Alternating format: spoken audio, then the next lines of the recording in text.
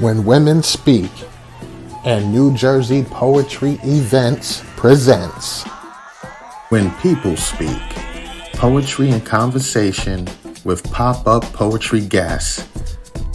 Our pop-up poetry lineup will be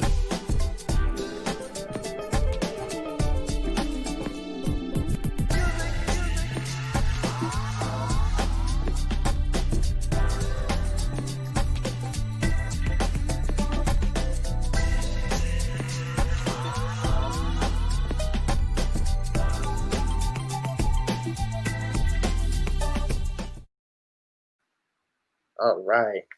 So next up, it's another one that I have the pleasure of introducing. This brother by the name of The Gracious Poet. I had the privilege of sharing the same stage with him. It was in New York City, and I believe it was at Funkadelic Studios in New York City. And he was also a feature there. And I was just amazed by just the love that he expressed in his work and him being a lover of words. I'm too, most people know me as a lover of words, so I naturally gravitate to people like that. But let me give him his accolades and give him the proper introduction. The Gracious Poet is a consummate root writer, poet, and lyricist. He won several national poetry contests in the 90s, and that allowed his work to be published in 2 volumes of poetry. He published pieces in several academic journals, in state universities, and college. So at this time, help me welcome the one, the only, the Gracious Poet. Welcome to When People Speak. Wow, this is phenomenal. I finally get the opportunity to meet you. How are you? I'm good. Definitely, I'm still healing from my surgery, but I'm definitely able to walk now, so I'm feeling much better. I've been doing a lot of writing since that surgery. A lot of things have become clear. It seems like after that surgery, I've seen a lot, even things that I've witnessed in the past, I see it now in a clear version. So I've been writing a lot. Hey, so we all using this poetry for therapy, and you've been writing a lot. Let's get right to it then. How about it? What you gonna share with us? This piece is called Ain't I Desirable? It was a dedication to Black women in general, and especially in this time that we're in now, when we had a state of war. I think this poem is adequate. It says, brawn in my attitude, cause life made it that way. Shoulders of ebony granite, muscled with intense warmth. Devotion as searing as the spring rain spray. These are the things that make my day. But ain't I enough? Ain't I enough? Steady as the sun, extensive as its rays. Genuine sensuality when I envelop your touch. A movement of the stars that only our union brings. In reality, that's native because my blackness stays due to the ebony love of your moon rays. Ain't that enough? Ain't I? Working 8 to 4 on the unemployment line. Say you can't get with me? No, you don't have the time. But how about dinner? Or maybe a day out at Medina Park? Oh, you got to get to work? But it's after dark. I mean, listen, I'm struggling. Just let me be your guide, and you can be my source. I mean, yeah, I'm the key, but you're the lock to that supreme reinforcement of love. You see, the palace remains open for you to come inside. Ain't I enough? Ain't I enough? Some say, due to media appeal, that I think between my legs. I beg to differ. You believe this assault, and you break our elevation. You team up with Mr. Charlie and visit Shady Acres for blue eggs and spam. Put on your pure silk blouse, showing all your body, your curves and your nerves, and then you brush past me acting real snotty.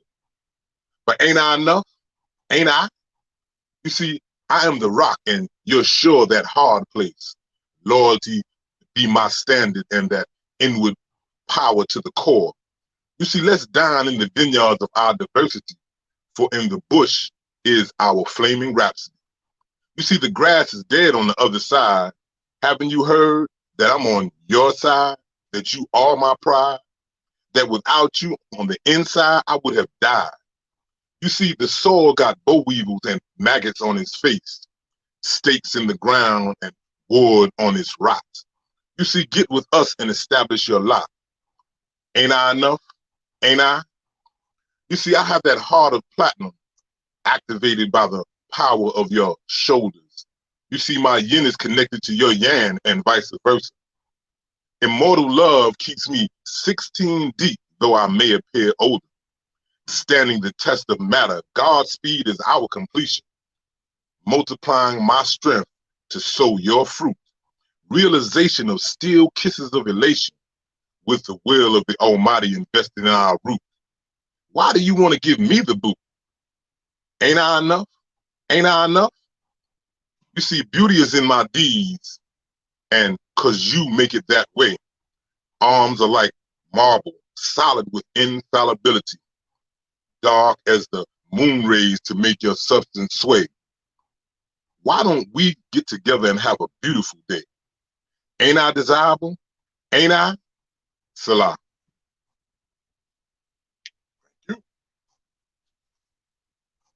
And that piece was a dedication, like I said, to our sisters globally, and the elevation that is needed for us to recognize that without me, without you, there is no me. Without you, there is no us.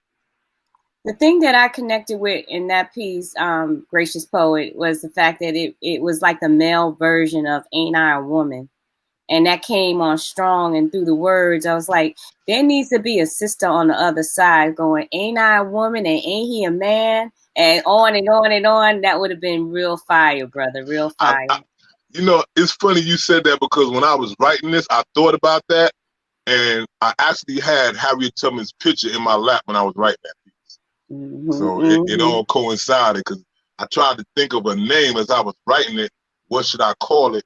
And then I thought about that word that she said and the speech she gave behind it, because she was giving a speech when she made that comment, ain't I a woman? And I went and looked over that, and then everything crystallized, and I just put it to paper.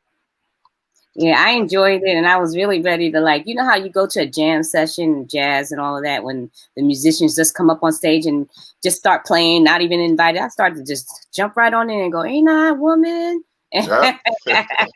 Didn't want to mess up your flow, though. Yeah. Well, I appreciate you.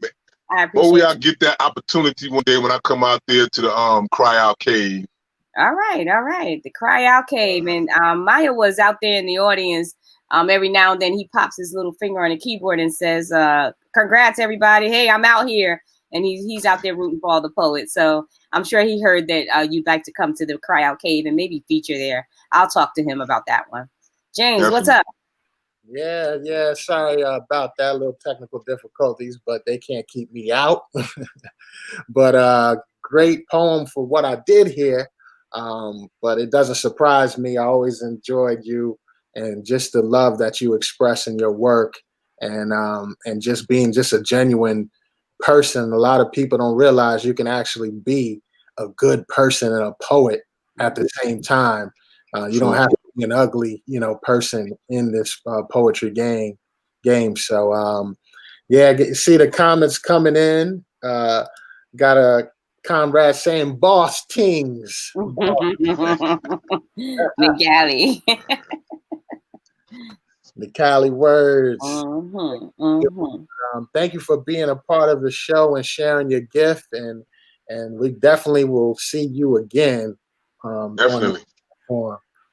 And then, hey, and maybe at the Cry Out Cave too as well. That was fire. Thanks, Gracious Poet. See you next time. Thank you. All right. Bless.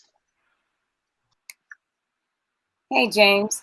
I think at this time it's probably the right pace to bring up the fact that when we were in brick and mortar poetry venues, and there are a couple of people out there, such as the Crowd Cave and other venues, where there's an overhead involved in keeping a place like that going.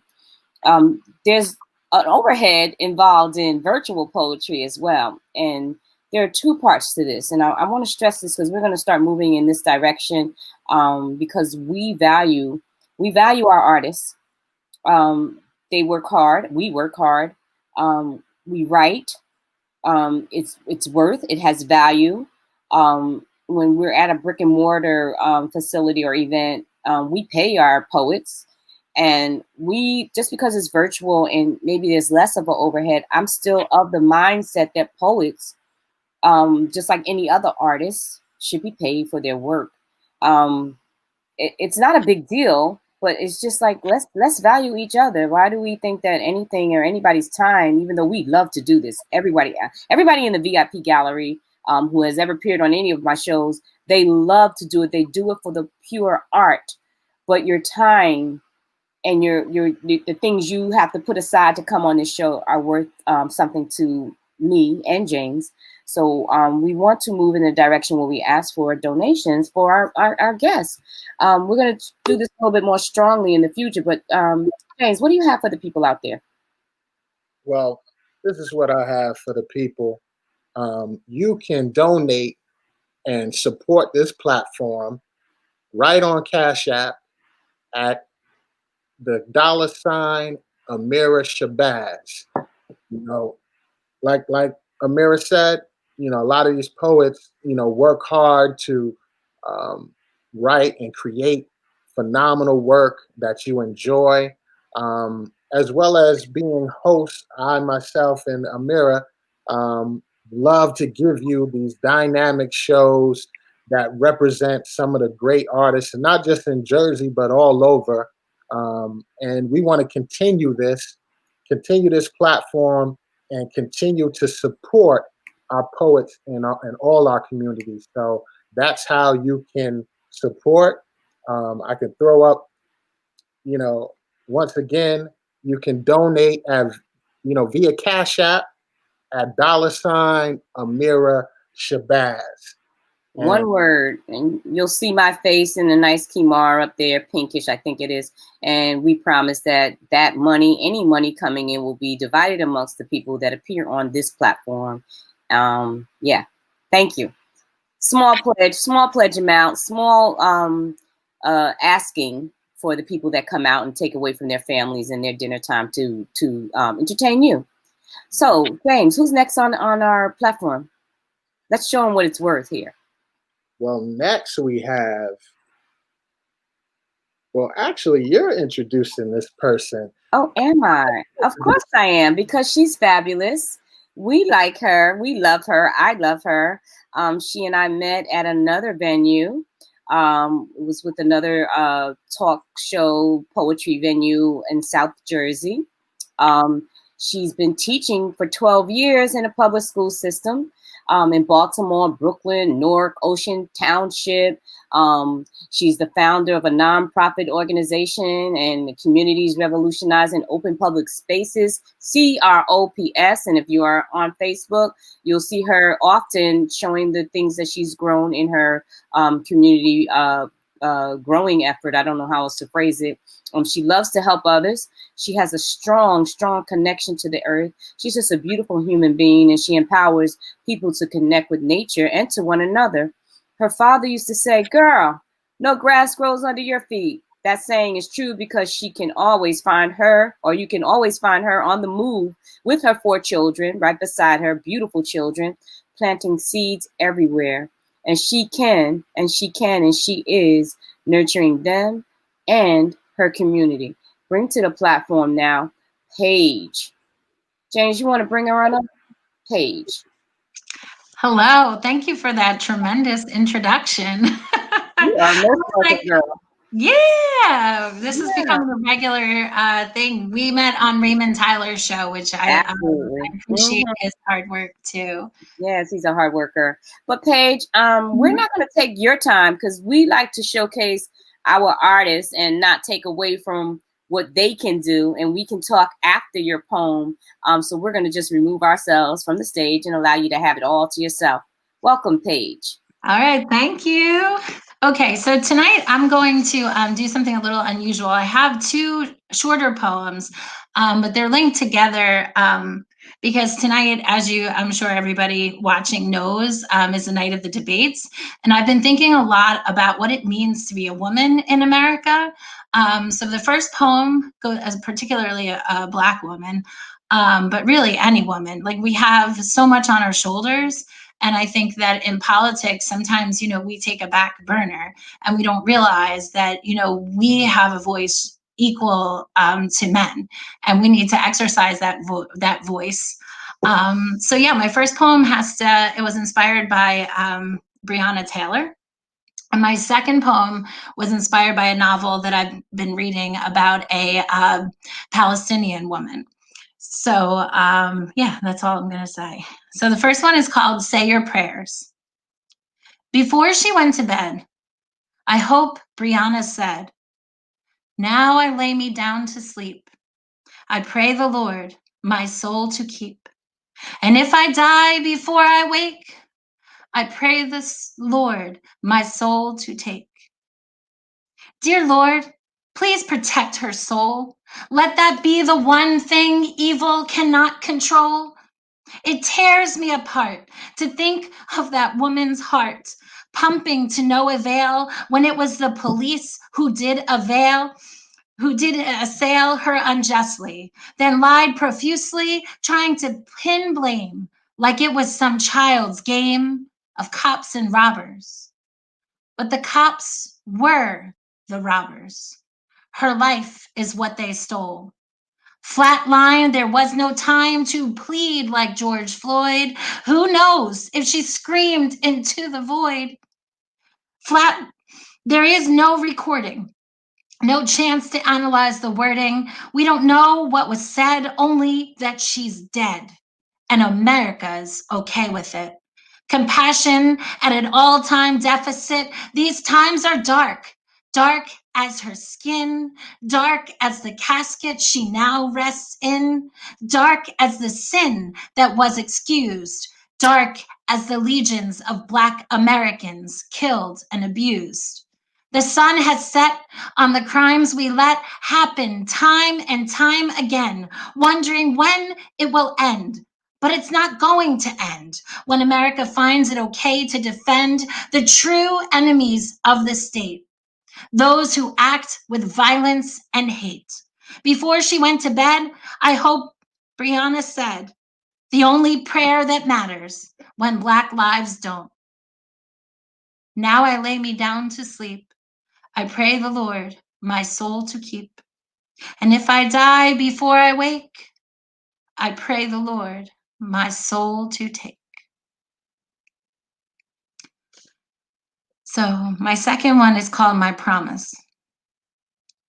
Silently, I promised myself to be unapologetically whole, a woman no man can control.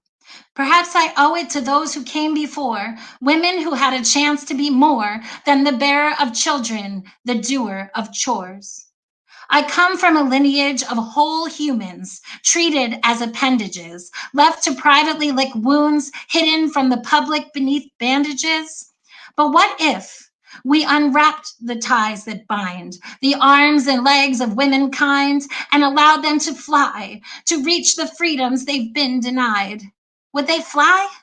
Or still accept proposals on one knee and claim marriage is their true destiny and never even attempt to see that they could be so much more?